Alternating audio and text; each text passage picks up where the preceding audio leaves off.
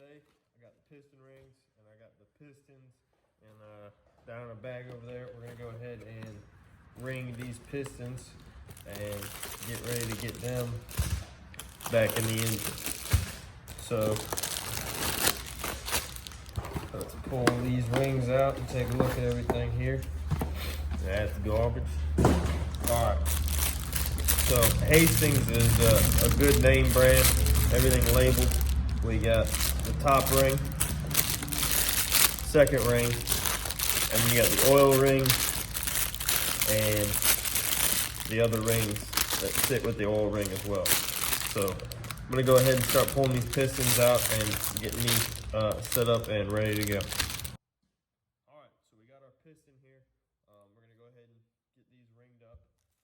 We're gonna start with the oil ring. This is zigzag looking one.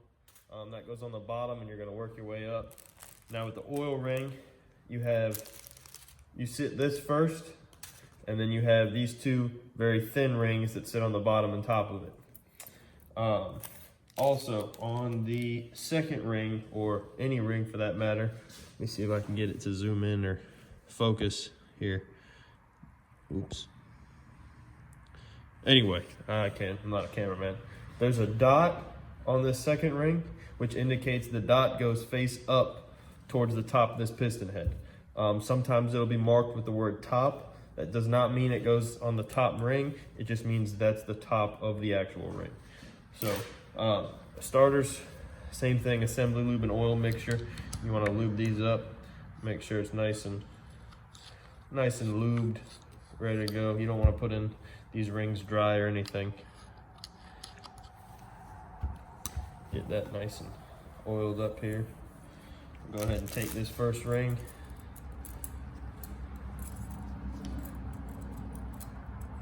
Line it up like so.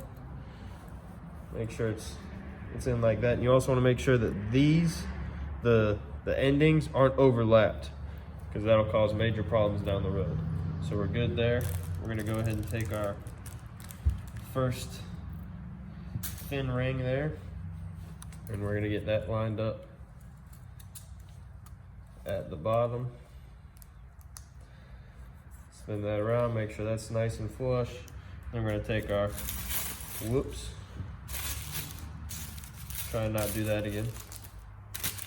You're gonna take your second ring and put that on the top, and make sure these end pieces don't line up. You want the ends of all the rings on different points of the piston here. That way you're not gonna risk oil leaking through, and then you're gonna start burning oil. And that's not something you wanna do, especially on a brand new built engine. So now we got the oil ring seated properly. We're gonna go ahead and take some more oil, just squirt it down in that second groove. Not a lot, just a little bit. Make sure it's nice and lubed up here. Now we're gonna take the second piston ring, make sure we have the dot orientation facing up. Sometimes hard to see. All right, so we got that facing up, and go ahead and bring that down and around, and bring that back. And now we got that seated in the second one. Now, obviously, it's not going to be compressed all the way because it's not sitting in the actual engine. So you are going to be able to, spin these around and squeeze them together and all that. That's not going to be an issue. That's why we have a ring compressor tool that comes around, squeezes all these rings in, and allows you to seat this into the block like so. So now we're going to take the top ring, which would be the last ring, and this does not have a dot or the word top on it, which means you can put it either way. It's not going to affect the function of it. So we're going to go ahead and seat that right here and bring that around, and voila, first piston is now fully ringed. And the same thing goes, just like the oil rings, you want the openings on these ring gaps to be on totally opposite sides of each other, so that way we don't get oil in the actual piston and we start burning oil. So this one's good to go. We're gonna go ahead and set this aside and do the other 7, and then we'll get the block cleaned up, and we should be ready for assembly here in the next day or two.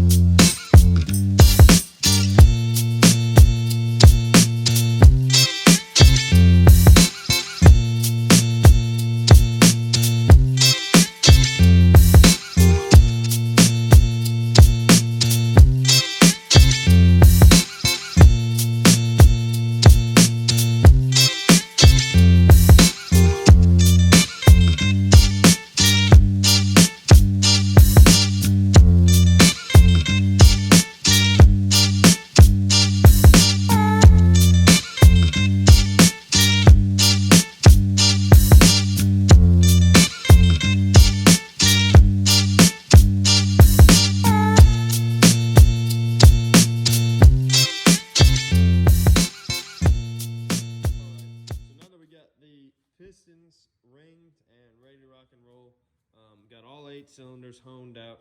The only thing left is to clean this gasket material, which I've started just a little bit.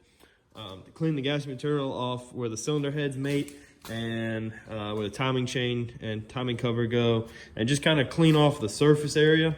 And that way, when I get the pressure washer tomorrow, we can go ahead and get all this crap pressure washed, get everything clean and looking solid and ready for paint. So I'm gonna go ahead and get the drill set up and go ahead and start cleaning this all up.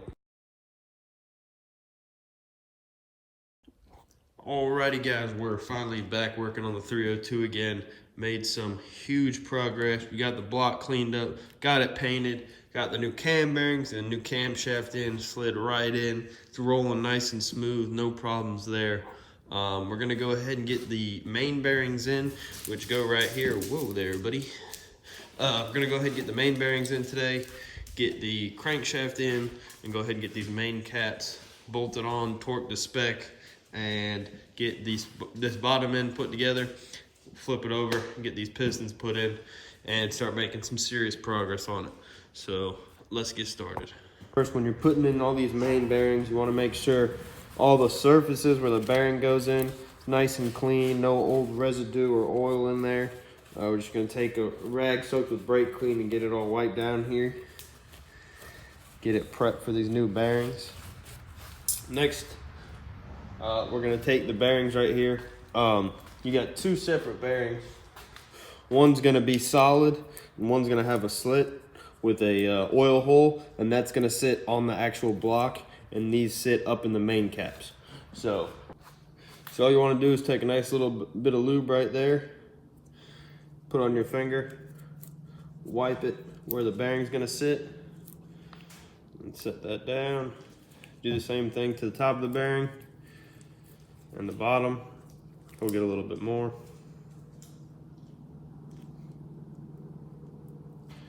And just make sure everything's nice and lubed up. And then there's a little keeper right there that's gonna line up on the groove on the block here. So make sure that's slid in, sits nice and flush. Gotta make sure the slit right there lines up with these oil valleys, and we're looking good right there. So we're gonna go ahead and bang the rest of them out. It's pretty simple. The bearings on these are not complicated. So we're gonna go ahead and finish the rest of them, and then we'll get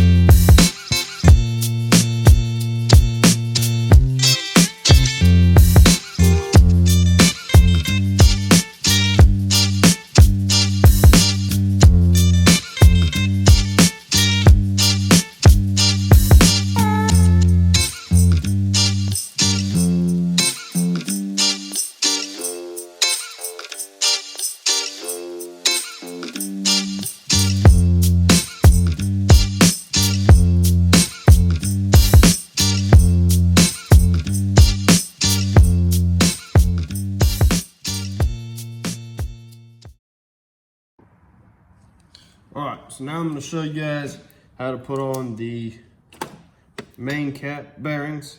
It's basically the same thing we just did on the block, but on the actual caps. I already got this one on. This is the special one. It's different than the other four. This one goes on cap number 3. They're all labeled with an arrow facing the front of the engine. So you have to be blind and very stupid to get these mixed up. So we're going to go ahead and start taking these old ones off. They are definitely stuck on there.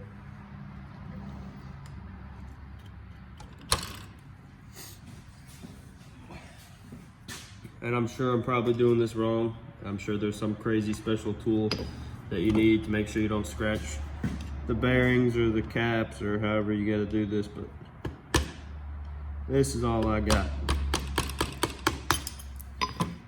Now, obviously, I'm being very careful not to scratch this up, because if you scratch this That's bad news. So we're gonna go ahead and take a new rag and wipe it up.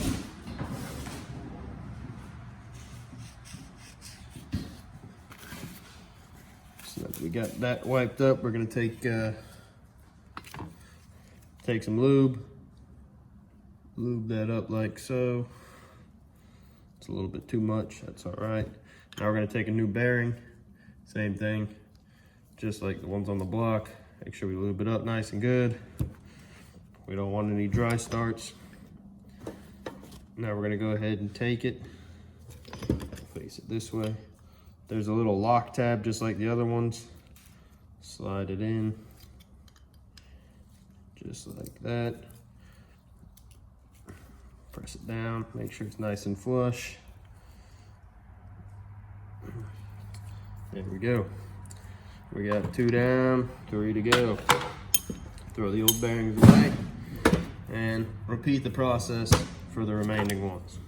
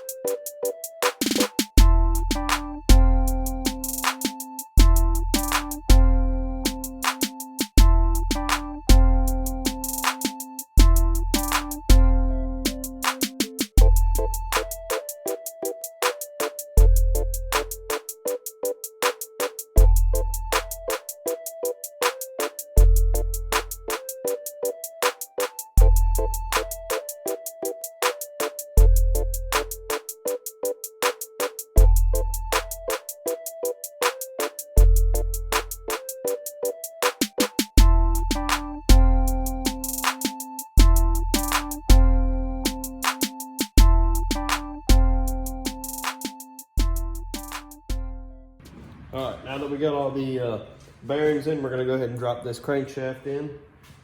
Make sure everything sits nice and flush.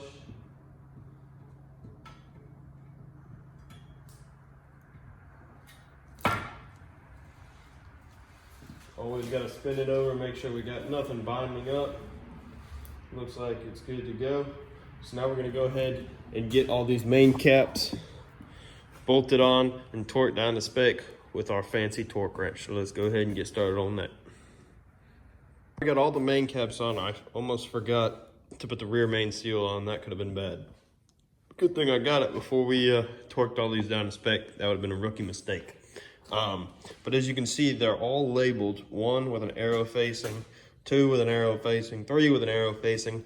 All these are in order starting from the timing chain back. This is the front of the engine. So 1 through 4 all the way back, and then the last one obviously with the rear main is not labeled. So we're gonna go ahead and put the bolts in, torque them to spec, and start putting the pistons in. And whenever you're torquing bolts down, you want to use a regular ratchet and get them as tight as possible before you use a torque wrench. You want to avoid tightening the bolts with the torque wrench because it causes damage to it. So I'm gonna go ahead and snug these up, not too tight, just snug them down where they meet the cap, and then we'll go ahead and torque them to spec.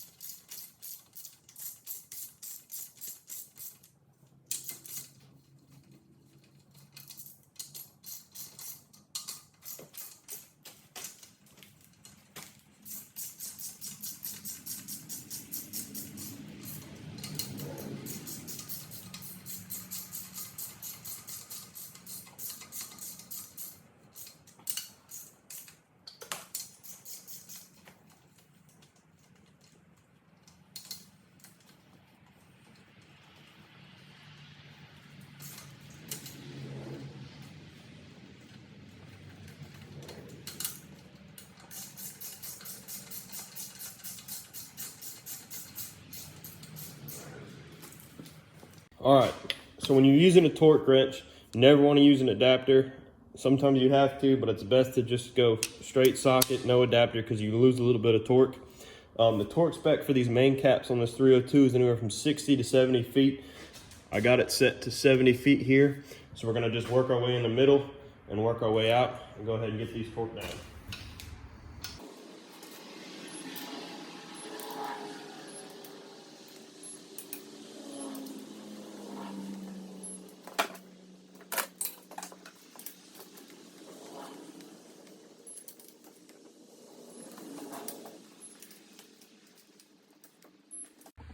All right, now that we got the new bearings and caps in and their torque to spec, you always want to rotate the crankshaft.